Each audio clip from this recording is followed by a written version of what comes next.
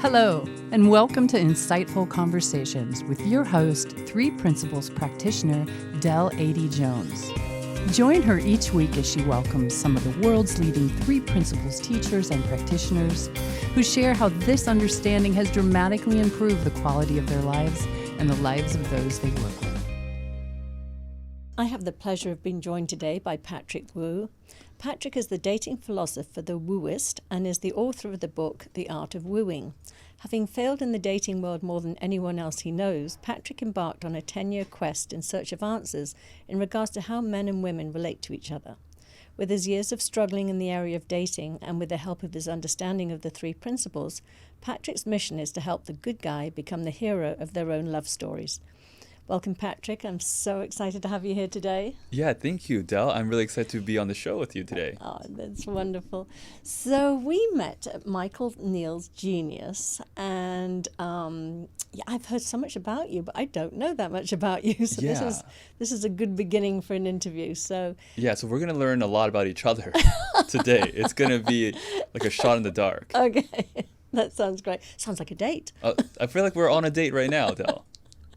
That's too funny. Okay, so tell me, what was life like for you before you came across the principles? I know you were a dating coach.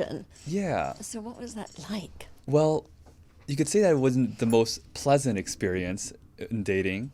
So I think for a lot of years, I would consider myself a late bloomer. Mm-hmm. So someone who just didn't really know much about dating at all, or even got taught to the opposite sex. So, in fact, I didn't even know what sex really was until I was 18 years old, which is kind of a random thing. That's not too bad. I thought you were going to say something like 30 or 40 years old. So yeah, well, I guess I might be a little ahead of them, but not too much further, I guess. That's funny. So what made you even think? So you were actually a dating coach before you came across the principles, is that right? Yeah, I was. Okay, and what made you take that one head on if it was something that you found difficult? Yeah, well, that's a great question. I think that, well, just from my personal experience, that a lot of people get into coaching specifically because they struggled in that area that they want to learn more about. That's so true. So I didn't want to be a dating coach, to be honest. Mm-hmm. But it was something that I just kept learning about. I was very fascinated and interested in learning myself and how do I become better at this dating thing, because it clearly doesn't ever really work out for me. So I learned all these other things that could hopefully I could cope with and help me in the dating field. They were better, but it took me what I got out of it was that I got better at skills of being able to tell stories, being able to talk to people, being able to come up and start a conversation. But what I didn't realize that I was actually looking for was the feeling behind it. So even though I was getting better dating results, I wasn't getting what a lot of people are looking for, which is the feeling behind dating, or looking for, you call it love or worthiness or all that. Mm-hmm. So it sounded like you learned a lot of techniques and tools but I can imagine that would actually be very difficult in a relationship because you're probably so in your head going through, am I doing this right? Am I doing that right? Have I got it in the right order? Yeah, absolutely. You're not very present. Exactly. And that was one of those things where I thought that if I had better techniques or better tools, then I would be at a more relaxed state when I was dating. But it was actually the opposite effect. I was actually the more that I learned, the more neurotic I became. So I was constantly thinking about, okay, wait, did I say this line to her yet? Oh wait, I didn't say that yet. Let me say it in a really off timing kind of way. So we would be having dinner, then I'd be like, oh wait, but I didn't say this one cool line yet. And then she's like, where did that come from? I'm like, oh wait, I guess there's a thing called timing. I better learn that too. Yeah. So all of a sudden I just started to, for a long time, because I didn't get that the present moment, if I just listened to it more and was with someone, that was actually my best weapon or the best dating tactic that I could have. Mm-hmm. And so I did a lot of silly things all the time trying to create this succeed by creating this image of who I think the other person wanted me to become. Wow, that's really profound, because, I mean, that's actually really poignant, because I think so many of us do that anyway, even if we're not sort of on that first date or trying to impress somebody, but just in life, we're disconnected from who we truly are. We're thinking, who we should be. Yeah. It's a human condition. Well, Del, I mean, sometimes I still get caught in it. I mean, earlier before the show, I even asked you, hey, which shirt do you want me to wear? I could be whoever you want me to be. And what did I say to you? And you said, whatever you feel most comfortable in. And I was like, so you reminded me, oh yeah, I forgot. Yeah. I can really just be myself and not what others want me to be. So that's fascinating. So you were on that journey for how long before you came across the principles? Yeah, I was probably on that journey for 10 years. Wow. Yeah, so I think a lot of people, including, and when I mean a lot of people, I really mean just me. we're like, I was searching for, you could say, like as I was mentioning earlier, this nice feeling. I wanted to have that confident feeling of, yes, I can talk to anyone and always have confidence and feel loved by the other person, because most of my life I would say that I didn't feel like that. Yeah. So I thought that if I got better at dating, and I did get better at dating eventually, when you do anything for a long time, you start to get either kind of lucky, or you just start to kind of get the feel of something. And for me, I just started understanding later on how to talk to people, or knowing when to say what to say at the right moments.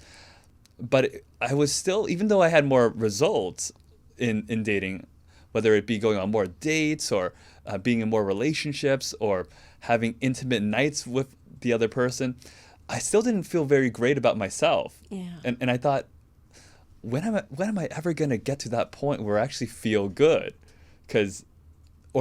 So I just thought that perhaps maybe it was always the person that was not making me feel good. It must be the person that's doing something wrong, or they're not attractive enough, or they're not cool enough, or they're not confident enough, or they're whatever not enough that's making me feel a certain way. Yeah. And I realized, oh, actually, that's all baloney.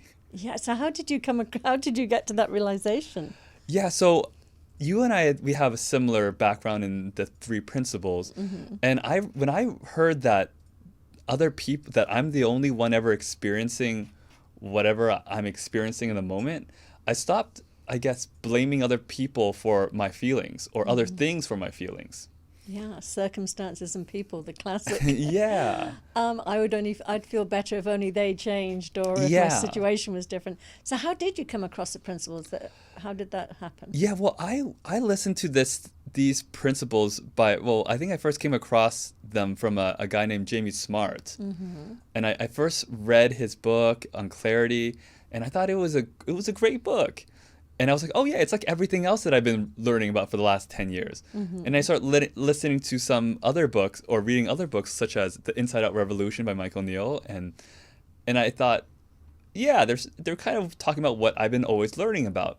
But then after being in this conversation for about 3 years, I realized, actually, this is not at all what I've been learning for all these years. It's actually completely, almost, to me, it's almost like different. Yeah, it is completely. It's completely different. So I'm curious, where did you think there were parallels? Because, well, I don't know what you were studying before, but most people that come across the principles, it just like, it blows everything else out of the water. People are like, oh, wait a minute.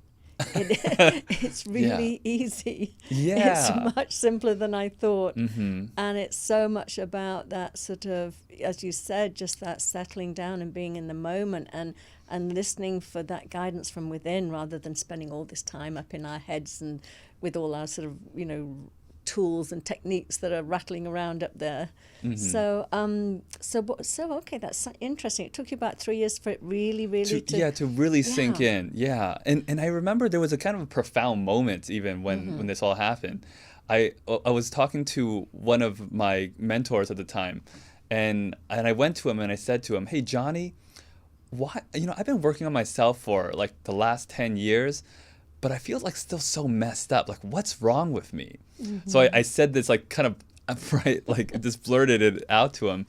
And he said to me, Patrick, you have everything. You just don't know it. Yeah. And for whatever reason, in that moment, it was like I got an enlightenment slap in the face where I just woke up. I was like, oh my gosh. Really? I get it now. Wow. And it was kind of like I just understood the three principles, something that I didn't understand at all. And all of a sudden, the feeling that I was trying to look for my entire life while on this self-development journey, or whatever you want to call it, it just made sense. It's like, oh, this is what I've been looking for the entire time. And it felt like I just kind of came back to my, you can call it true self, my real self, my baby self, my self that was always present when I was even in my younger days. So when I rediscovered it, I was like, it was kind of like, oh, it's like I'm back to where I was before I started this whole self-development journey. And an analogy I might like to use sometimes, it's like, it felt like for my first 10 years, I was drinking rat poison. And then later I was like, where's the rat poison antidote? Yeah. Isn't it crazy? I mean, it's like this cosmic joke. I mean, we come across these principles, and most of us have been on, like you say. I mean, gosh, you only had 10 years. I had like 35 years of being on this search to improve myself, to be, to find confidence, to find everything that I thought was sort of eluding me and was on the outside. And then the joke is, it's like, oh God, we've just been running in the wrong direction. If we just stopped and turned around and looked at who we really were, we wouldn't have, done all of that sort of, exploring and searching and really abandoning ourselves, who we truly are. Yeah, Del, I mean, I'm kind of curious what you were like 35 years ago, because you seem like you always had it. So. Oh, no. But that's your podcast. You're going to interview me. Yeah. I'll be talking to you about that in the future. Exactly. I'll give it all up then. So, okay, we were talking earlier. You wrote this book. You have it here. Oh, yeah. So I wrote this book called The Art of Wooing, The 9 Ways of a Super Charmer. Exactly. And you were sharing with me that you finished it in 2016, but you didn't want to publish it then. Tell me why. Well, I actually had it published, and I'm really sorry for the people who bought the book back in the day, because it was like a 60% well-written book, I would say. And people wanted to buy it, but I just kept I kept like going away from it, not letting people buy it, because I just didn't think it was super good. So I kept rewriting it until now, where I've incorporated a lot of the 3 principles into this book. And one thing that I didn't get too much from the principles was about how to date using the 3 principles. Yeah. So I kind of talked about it a little bit and referenced it a lot in my book, The Art of Wooing.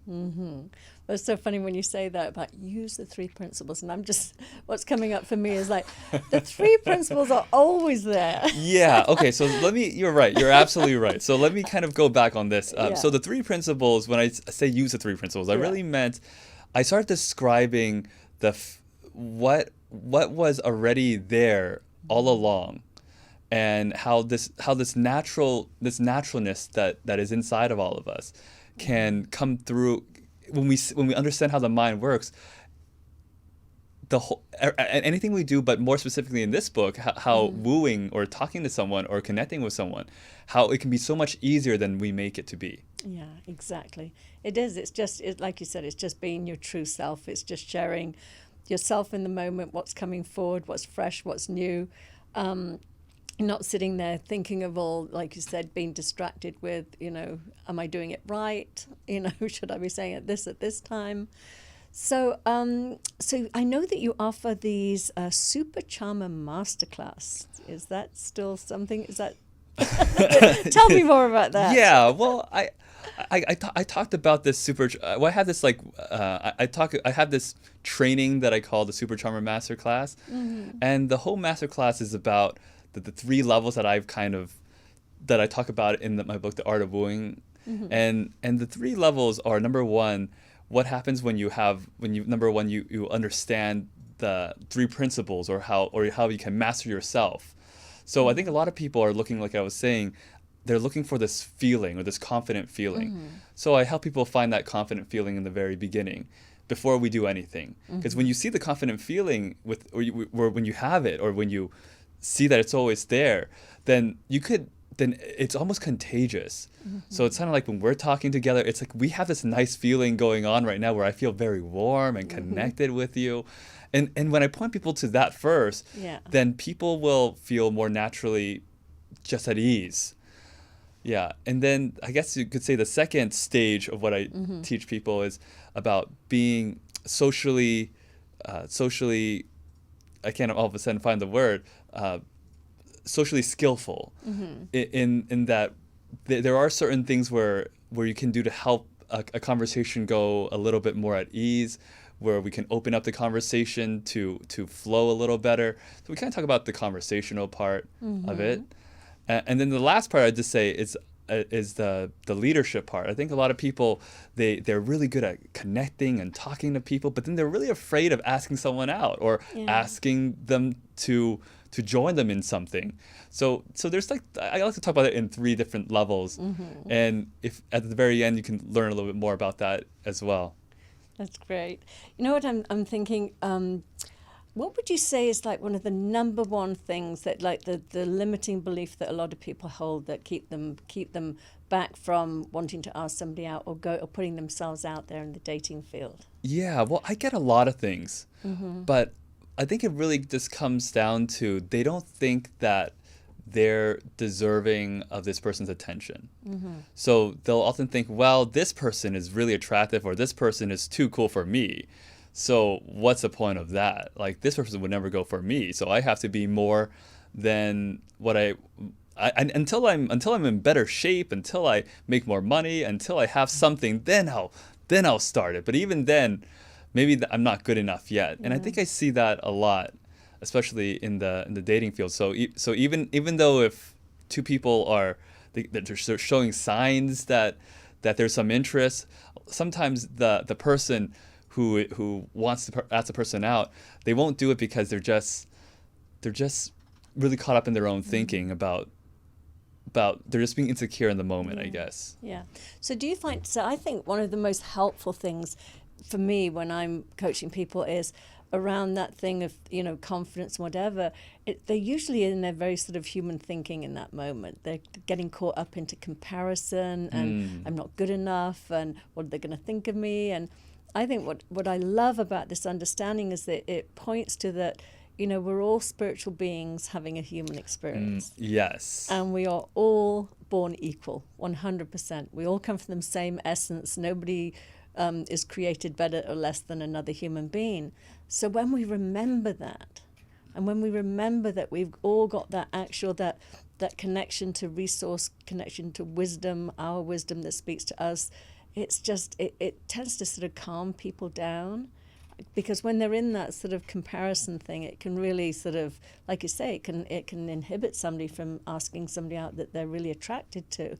But when they can just get back down into that, it's okay, that's just my humanness doing my humany thing, thinking those, thoughts that we all do, and just remember who they are at their essence. Yeah, and I love that quote, by the way, of we are all just spiritual beings having that human experience, because when I remember that myself, in the end, like what you were saying earlier, it's like, yeah, I'm okay. Yeah. I'm not too bad. I'm not the worst thing in the world. And it's okay if I make some mistakes sometimes. I mean, even these days, I'll say some probably stupid things still on a date. I'm like, oh my gosh, did I really say that? And I think when I can just remember that, oh yeah, like you can forgive yourself for making that mistake or even other mistakes in the past, because we can now move forward if we just know that we're spiritual beings having a human experience. Exactly, and we all flub and do silly things, and that's another thing I love about this understanding is that is that we become so gentle with ourselves. I think we're so accepting of ourselves that we then become accepting of others. Mm-hmm. You know, we see that we don't have anything to hide or anything to defend. It's just, you know, part of being human. We did the best with our thinking in that moment. Yeah, and when I was younger, I mean, the things that I thought I had to do to impress someone were just almost idiotic. So one time, I remember there was this one woman that I wanted to impress, and I thought that maybe like if I showed her how resilient I was by throwing myself down the stairs, then she would be really impressed by it. So I did things like that where... Can I ask how old you were? Yeah, I was around 22. I hope there were no broken bones involved. 'Cause No, just rug burns that I still have. But those were the things that I thought I needed to do in order to get someone's attention. Like, or I think there was one time where I was like, well, you know, if I show her that I can eat 12 eggs in one sitting, oh my goodness, then she'll be impressed. Like, wow, that's a cool guy. And all that really did was just make me really sick and hang out in the bathroom for a little while. That's so funny. So tell me, okay, we're talking about dating and everything like that. So what is your romantic status right now? Yeah, well, you know, I at the current moment, well, sometimes I'm in a relationship and sometimes I'm not, and at the current moment I'm actually not in a relationship, but I'm about to go on this date with this person that I just met 2 days ago. So that's happening, as I guess that's the most current thing that's happening right now. Okay, and no throwing yourself downstairs and no eating. Yeah, I don't have to do that as much. Yeah, there's no throwing down myself downstairs or any kind of hurting myself in any way. But it's become a lot more natural in my dating process. And one of the things that I've noticed that's a lot different than before is that I now see it as something that is just so naturally easy. I think for me back in the day, I kind of confused the idea of love and you call it anxiety, but a lot of people call it like butterflies. I think a lot of people who have these butterflies, I'm looking for butterflies. So people look for them? Yeah, they're looking for, like, I want to have butterflies and feel this butterfly feeling. I think a lot of people misinterpret that butterfly feeling as love, but it's really anxiety. Yeah. So I think when I started to see the difference between what love really feels like and what anxiety feels like, or this like, oh, I want love, I gotta get love. Yeah. I started to see that, oh, love is very peaceful. Yeah, absolutely. And it's not this like, will she like me? Will she not like me? I feel like she's the one. Yeah. And whenever I get that feeling, it's like, oh, that's not. I have to remind myself, oh yeah, that's not the loving feeling that I'm looking for. That's anxiety. Yeah, that's a really good distinction to make, because I think a lot of us, especially if we come from dysfunctional backgrounds, we sort of, you know, there's a tendency to repeat a pattern and get a better result. So if you had a situation you grew up in that didn't have a good resolution, you often find yourself being attracted to a person that reminds you of that, you know, your father or your mother. And I often say that's that anxiety. And it's mistaken for love, but there's that sort of, oh God, here it is again, the craziness.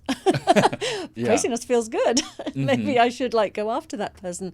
But you're right, love is peaceful, love is beautiful. And and I think, again, a lot of people that grew up in dysfunctional childhoods, their normal was dramatic, so there was a lot of drama.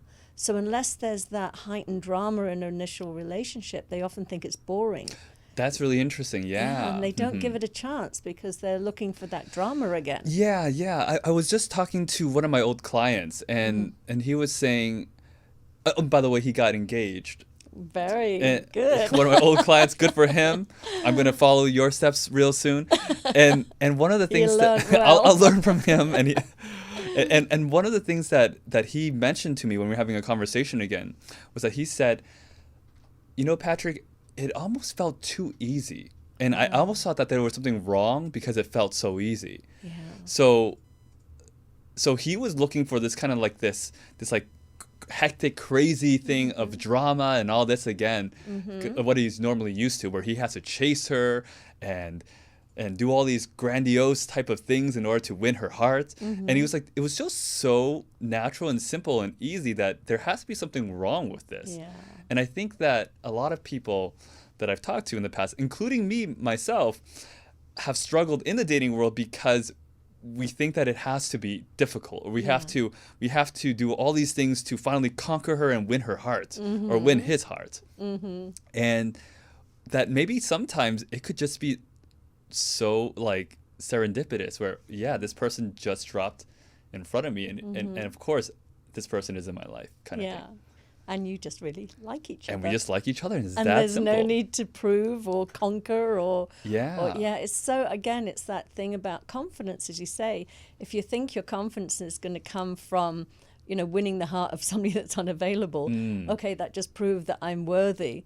Then it's, you're on a downward spiral of again, it's that looking to the outside as opposed to finding that within yourself. And I think when you do genuinely find that sort of peace that thank God the principles brings us, is that, and we come from that place, we're naturally going to attract into our lives somebody that's coming from that place too. Yeah. So that's, here's kind of the thing that I've noticed, though, that talking about this, I noticed that as I started to get more deeper into the principles, I almost would say that I eliminated more people away from my dating life, or my pool of selection.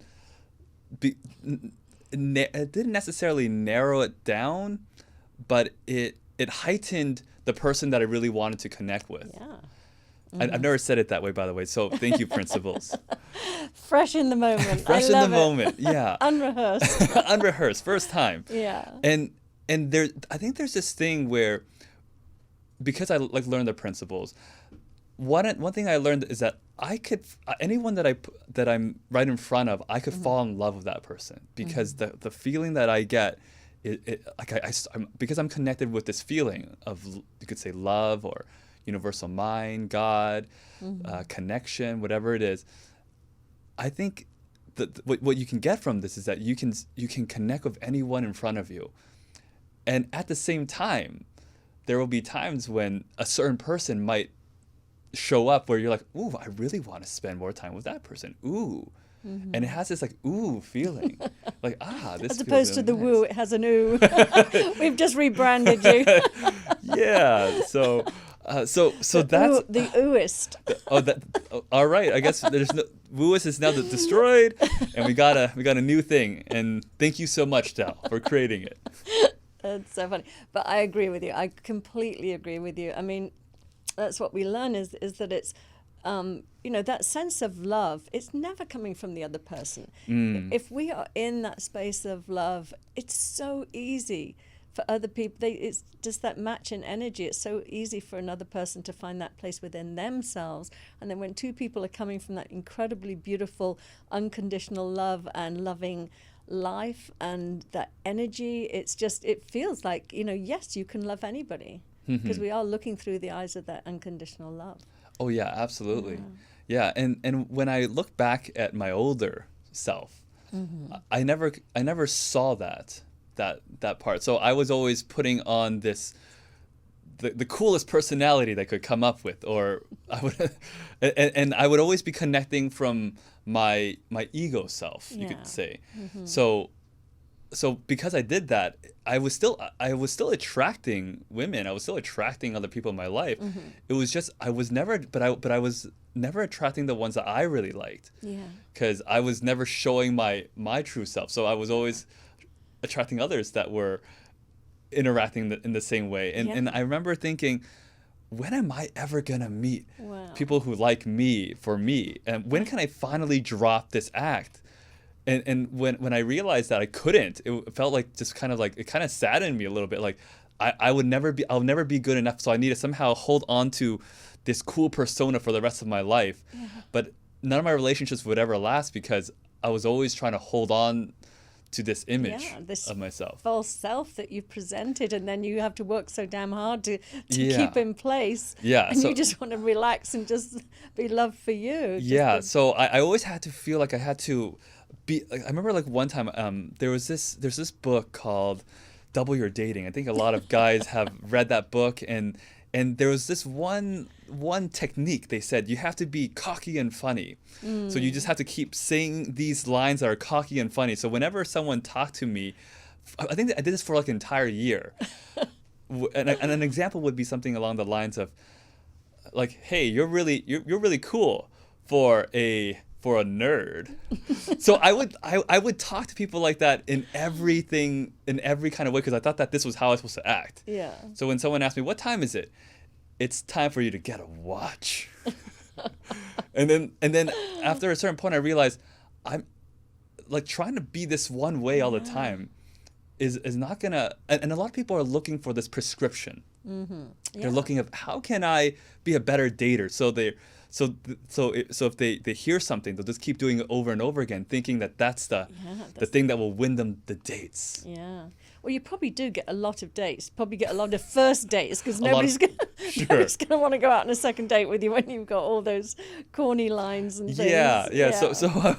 So I kind of learned from just that how that's a lot of energy like spent trying to be one specific way or act in a specific manner. Yeah. Well, I hope you have lots of compassion for that younger part of you that Yeah. believed that he wasn't good enough, just as he was. And it's so lovely Yeah. to see the real Patrick coming through. Yeah, real Patrick is coming through and saying brilliant things right now. Yeah. Well, sometimes. He's saying ooh-ish things. Yes, ooh things. Well, can you believe it? We are out of time, but it was so lovely having you here, and I want an update. I want you to come back when you've actually found the person you want to be with. Yeah, and thanks for the Okay. wink, because I think that I'll let you know. I'll report back when that happens. Okay, great. All right. Thank you so much for joining me today.